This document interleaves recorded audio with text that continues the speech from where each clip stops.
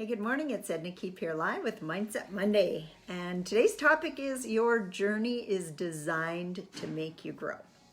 First of all, I want to start out with what's the definition of insanity? Doing the same thing over and over and expecting different results. We've had many strategy calls with people this week. We're setting up a mastermind, and it's strictly on mindset this time. And I'm doing it with my coach. So it's been a learning curve for me as well. But one thing I've really noticed when we're having conversations with people is that some people are actually terrified of setting a real goal. A real goal is designed to make you grow. It's not designed for you to think you can do it.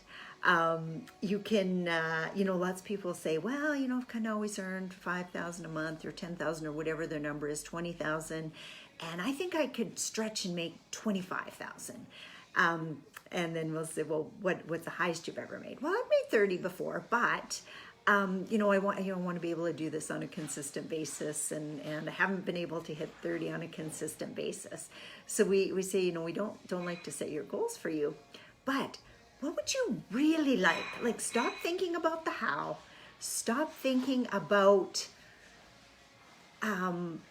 what you'd have to do, because a lot of people automatically start thinking of all the extra work that they have to do. Stop thinking about the how and really let yourself dream and go out there and say, if I had my druthers, what do I really want? Some people are actually even scared to make a monetary goal, like there's something wrong with it, well, I don't like to think about money. I like to think about helping people and blah, blah, blah.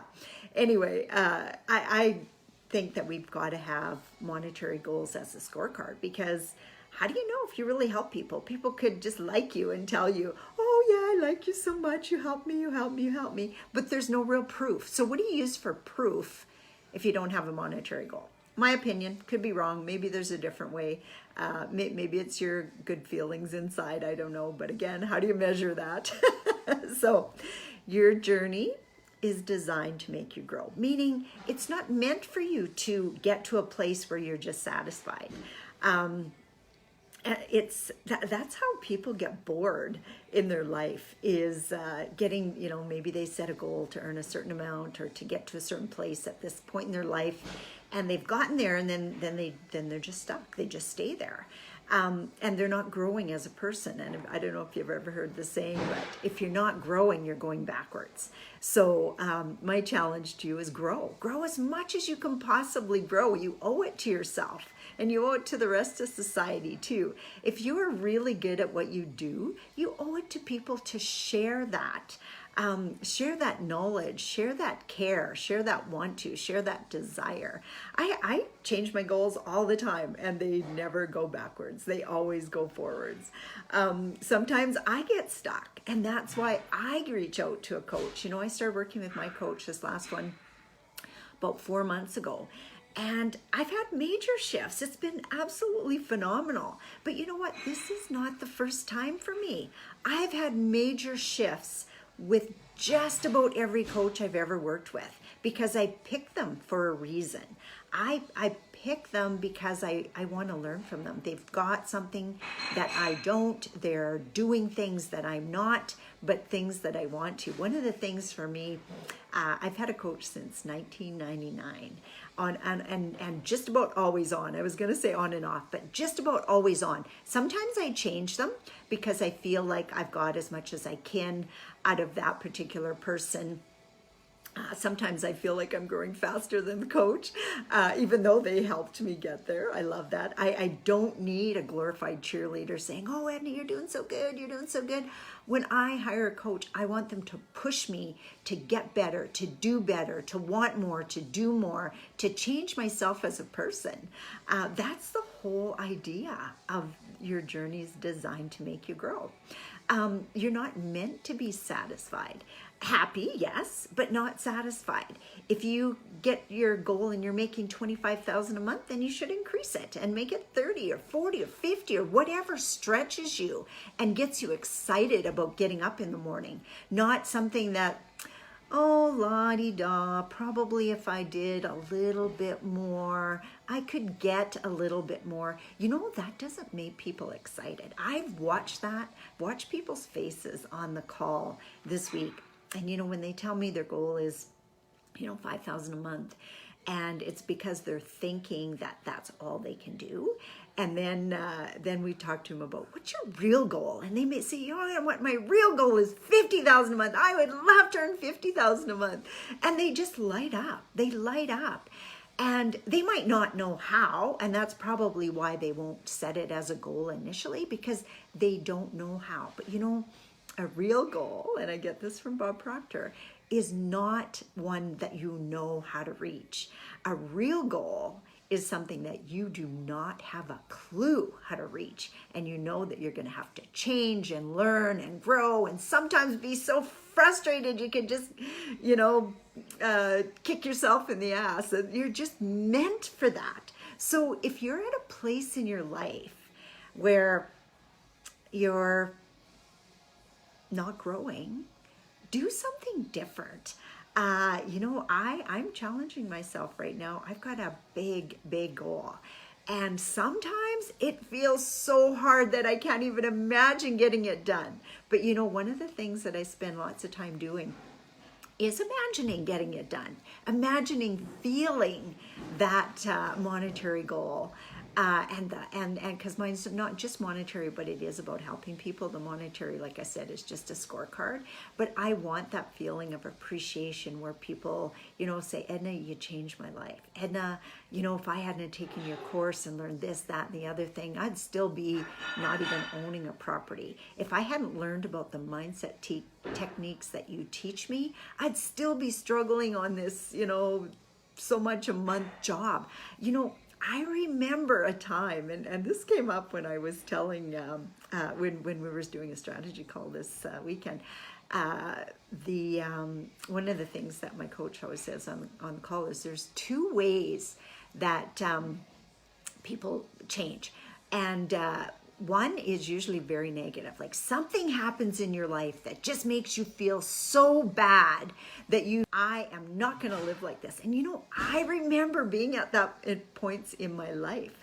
If some of you may not remember my story or have heard it before, but I was a single mom at age 16. I lived in subsidized housing. I had subsidized daycare. I earned minimum wage for years and years and years. And I remember when I moved to the big city after working at the clinic for 8 years, where the last few years I was just bored to tears, but I didn't know what else to do. And I was working up front as a receptionist. And the girl, and I was like making $1,200 a month. And the girls in the back were accounting clerks, and they were making $1,400 a month. And I remember saying to myself, man, Edna, if you could just earn $200 more a month, you'd have that cat by the tail. And that was my mindset at the time.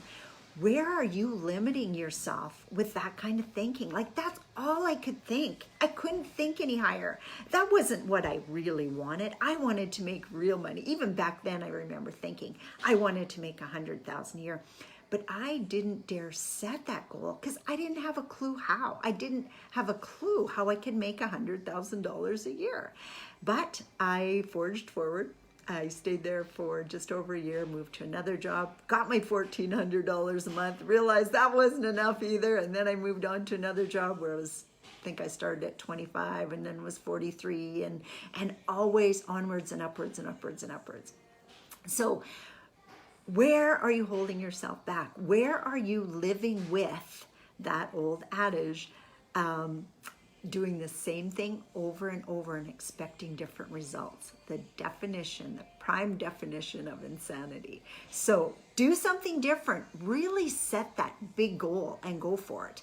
And you know what? Most of us can't do it by ourselves. So get a coach. And when you think to yourself, because I actually had somebody reach out to me this morning who was going to sign up. And she said, you know what? I can't afford this. I can't afford this.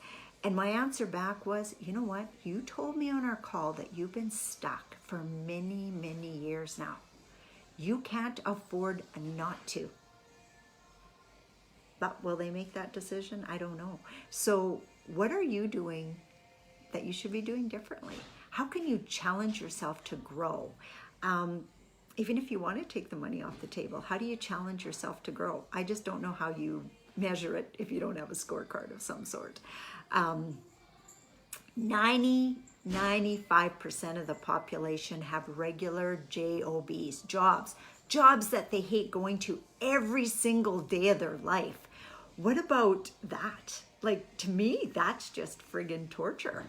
I couldn't imagine going back to a job. I mean, and most of my jobs I actually liked, or I liked when I started them. After a while, I got bored and I didn't like them. I still have things that get across my desk that I don't like to do. But the majority of the time I spend, I get to talk to really interesting people, finding out their hopes and their goals and their dreams, and then showing them how to fulfill that. And I tell you, there is nothing like that feeling. We've had so many calls here in this last, just over a week, because we're working to fill our mastermind. And I know I've come a long way, and every coach I've ever hired has helped me take it one step further. You can't afford not to have a coach. You really can't. So if you need my help, reach out to me at edna@ednakeep.com, because I don't just think I can help you. I know I can, because I've helped myself again and again and again. And there's some people on this call who know me really well. Joanne, Marja.